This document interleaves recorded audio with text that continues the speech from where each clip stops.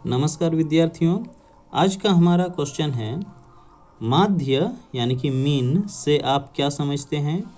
इसकी विशेषताएं एवं गुण दोषों का वर्णन करें। तो देखिए आंसर है, सांख्यिकी में केंद्रीय प्रवृत्ति का अर्थ बारंबारता वितरण में किसी प्राप्तांक का केंद्र की ओर झुकाव से है। केंद्रीय प्रवृत्ति के प्रमुख माप माध्य यानी कि मीन, माध्यिका यानी कि मीडियन और बहुलक यानी कि मॉड है। तो हमें यहाँ माध्य के बारे में पढ़ना है। माध्य केंद्रीय प्रवृत्ति की एक माप है। इसके 3 प्रकार हैं। अंकगणितीय माध्य, इंग्लिश में इसे अरिथमेटिक मीन कहते हैं। ज्यामितीय माध्य, इंग्लिश में जियोमेट्रिक मीन। और हरात्मक माध्य, इंग्लिश में हार्मोनिक मीन। हमें यहाँ केवल अंकगणितीय माध्य के बारे में पढ़ना है। तो देखिए अंकगणितीय माध्य क्या है। आंकड़ों के औसत को अंकगणितीय माध्य कहते हैं।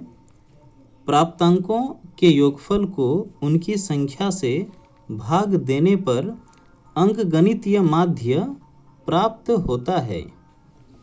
माना कि 5 छात्रों को एक बुद्धि परीक्षण पर निम्नलिखित अंक प्राप्त हुए।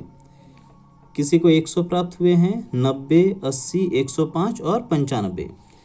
अब अगर इन आंकड़ों का हम अंकगणितीय माध्य निकालना चाहें तो इसका सूत्र हो जाता है सभी प्राप्तांकों का योग यानी कि सिग्मा x बटा प्राप्तांकों की कुल संख्या यानी कि n। तो सभी प्राप्तांकों का हम लोग यहाँ पर योग प्राप्त कर रहे हैं 100 प्लस 90 प्लस 80 प्लस 105 प्लस 95 और बटा 5, क्योंकि प्राप्तांकों की संख्या 5 है। 1 2 3 4 5। अब जब सभी प्राप्तांकों को जोड़ते हैं तो हमें 470 प्राप्त होता है बटा 5, और 5 से जब 470 को भाग देते हैं तो 94 प्राप्त होता है। तो इस प्रकार हमारा इन आंकड़ों का अंकगणितीय माध्य 94 प्राप्त हो गया। अब देखिए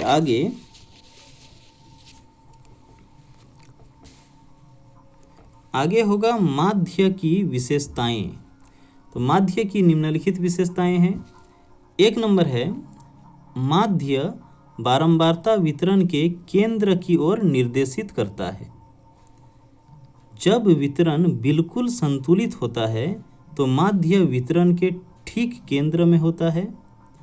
वितरण में जितना अधिक असंतुलन होता है माध्य उतना ही अधिक केंद्र से दूर होता है। दूसरी विशेषता है, वितरण के किसी प्राप्तांक में परिवर्तन होने पर माध्य में भी परिवर्तन होता है।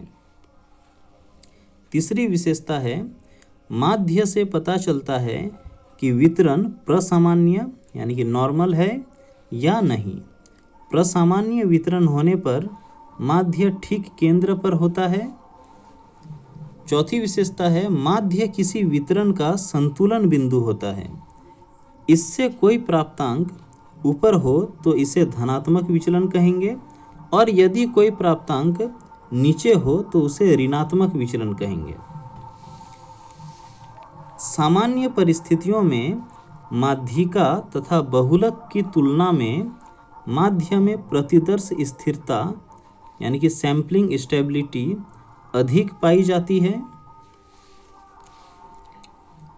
आगे अब है माध्य की उपयोगिताएं या गुण। तो 1 नंबर है, माध्य से किसी समूह या वितरण के औसत का पता चलता है।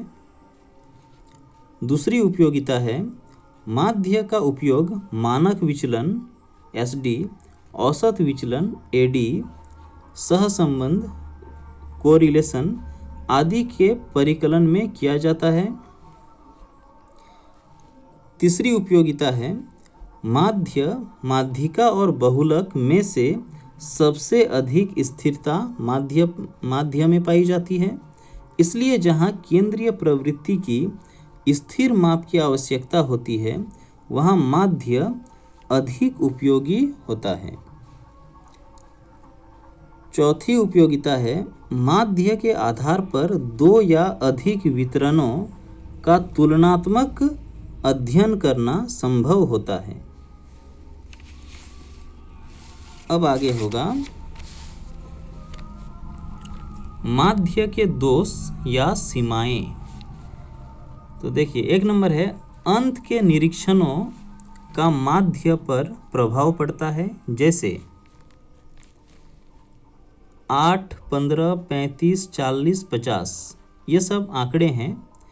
तो इसमें 8 और 15 को 35 से कम प्राप्तांकों में बदल दिया जाए या 40 और 50 को 35 से अधिक प्राप्तांकों में बदल दिया जाए तो माध्यिका पर कोई प्रभाव नहीं पड़ेगा, किंतु माध्य बदल जाएगा। देखिए 5 प्राप्तांक हैं, तो जो बीच वाला प्राप्तांक है यानी कि 35 ये माध्यिका है। तो अब अगर हम लोग 8 और 15 को इसको अगर बदल कर अब 35 से छोटी कोई भी संख्या लिख दें, माध्यिका 35 ही रहेगी। 40 और 50 को बदलकर अगर 35 से बड़ी कोई संख्या लिख दें तो भी माध्यिका 35 ही रहेगा, लेकिन माध्य बदल जाएगा। दूसरा दोष है माध्य का निर्धारण निरीक्षण और ग्राफ या विधि से संभव नहीं है। तीसरी विशेषता है आंकड़ों की पूरी जानकारी न होने पर उनके माध्य से गलत निष्कर्ष प्राप्त किया जा सकता है।